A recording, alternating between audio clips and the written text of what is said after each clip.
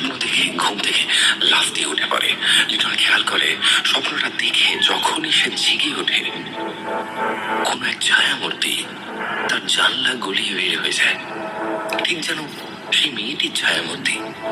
ঠিক একই স্বপ্ন লিটনের বউ ডলিও দেখে। তাকেও স্বপ্নে এসে কেউ বলে, তোর ভাত আর রে ক আমার বড়জোর 500,000 টাকা। এই নিয়ে লিটনের সাথে প্রায় ঝগড়া হয় বাড়িতে। লিটনের ছেলে মেয়েও নিতে পারে এই সন্দেহে তাদেরকেও লিটন গালমন্দ করে। এমনকি টাকা যদি লকারেও গুনে রাখে, সেখান থেকেও টাকা চুরি হয়। তবে হয় 500-এর নোট, নয়তো 1000-এর নোট। লিটন টাকা হারানোর এই বিষয়টি স্থানীয় একজন মৌলানাকে বলে। মৌলানা মন্ত্র পড়া একটা লাল কাপড় দেয় লিটনকে এবং বলে লিটন যেন তার টাকা পয়সা এই লাল কাপড়ে মুড়িয়ে রাখে।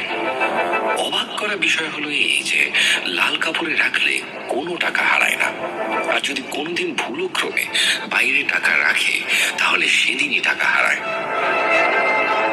আর সাথে তো সেই স্বপ্ন দেখা রয়েছেই।